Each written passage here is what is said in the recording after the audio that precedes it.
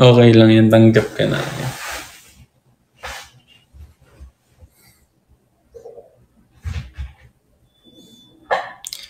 Oo nga,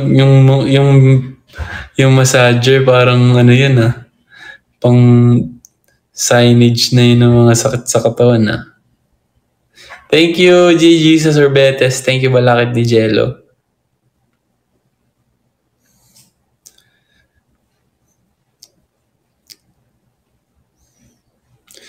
Thank you, Nairam, sa pulang kabayo. Oy, si Levi! Nandiyan si Levi. Thank you sa 4-leaf clover. Pero need mo yan. Oo, maganda nga yun, lalo na kapag marami kang lamig sa katawan. Maganda siyang pang-relax. ano bang ginawa mo, Levi? Mukhang nagpautang ka na naman Marami kang nagastos sa Canada. Hindi naman. Wala akong nabiling mga pasalubong lang nabili ko pero wala akong nabili sa akin kasi ewan ko, parang wala naman akong kailangan nung time na yun. Kasi before ako mag-Canada, nag-shopping din ako. Tsaka namili ako online. So parang di ko na kailangan mamili pa dun. Pasalubong na lang. Ayan, yung pabango lang.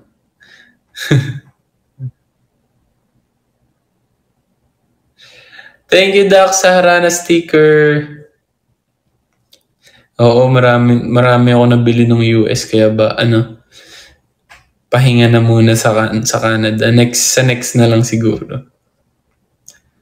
Kamusta pagkain doon? Ang sarap ng pagkain tsaka yun nga, ang laki ng serving so mabubusog ka talaga na sobra. Kumain kami sa Japanese resto doon. Sobrang sarap ng kinain ko. Para siyang steak na may sauce. Parang, hindi siya barbecue sauce parang secret sauce nila. Parang ganun. Solid. Ang lambot ng beef. Parang hindi mo nangunguyain. Saan na kaya next? Tignan natin kung saang bansa ang ating patutunguan. Nagugutom na ako. Nako, ganitong oras pa naman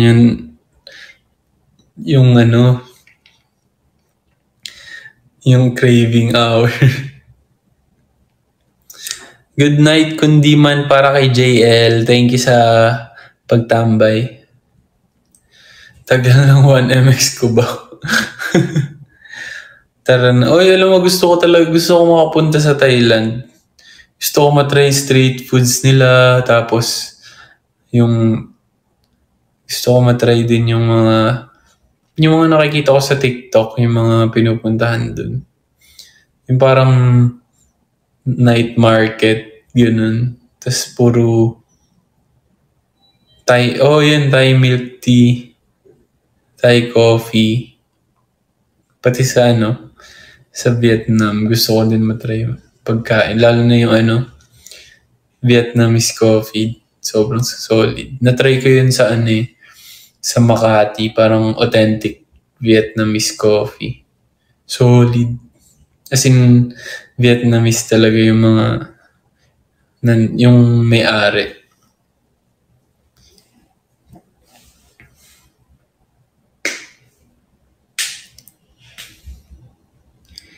Hi, Miv. Thank you sa pulang kabayo. Kamusta, Miv?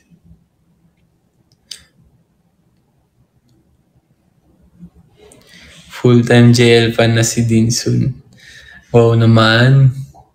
Yung exotic foods nila, want mo. Ako gusto ko matry. Naman minsan lang Pero, malay mo, masarap talaga, di ba?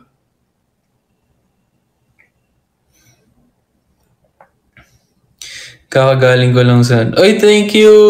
Thank you din sa Malacanang. Grabe naman.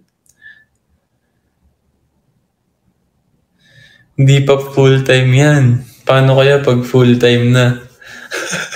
Bumanat ng ganun eh. No? Ayun no, meet daw kayo, karaoke kayo.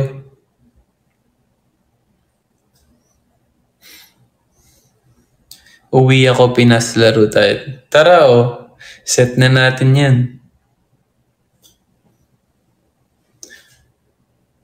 Hala, totoo ba?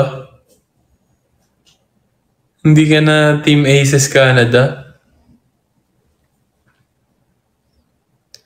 Hala, seryoso ba? Uwi ka na ng Pinas? Oo. Iiwan niya na yung Team Aces Canada. For the meantime. For the meantime lang naman. Basta set na natin yan. Mag-volleyball na tayo. Hala, naglagot ka, na si Gigi, di nyo daw sila minahal.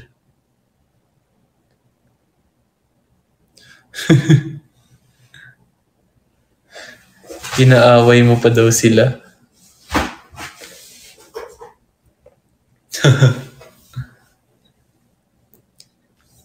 Pautangin mo daw sila pambili ticket, Dean sabi.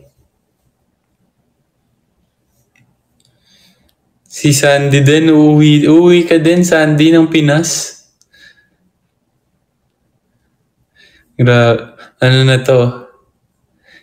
Kita-kita na to ng Aces. Team Aces Canada, tsaka Team PH. Saan kayo sa Pilipinas? Saan kayo nakatira dito sa Pinas? Bitin sa Toronto kaya Pampanga. Pampanga, Olongapo. Parang, di ba magkalapit yung Pampanga tsaka Olongapo? Parang next na nun, di ba, Subic.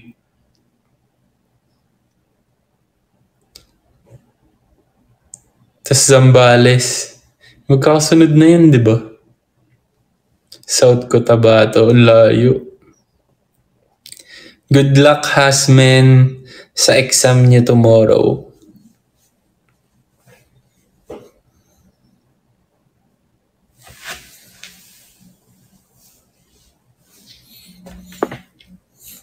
Thank you, Doc, sa sama-sama sticker.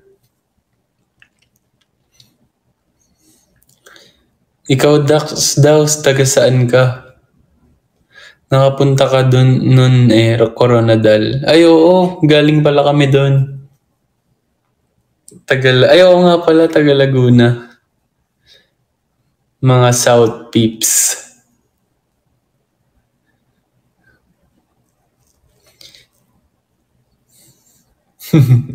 Bias ka daw ni Gigi Dax.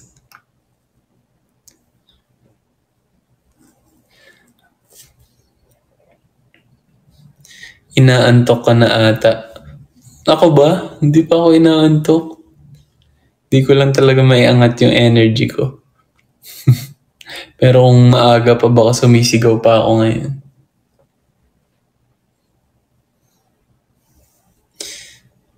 Oo, grabe si Dax, pinag-aagawan. Ayoko magkape, baka naman di ako makatulog.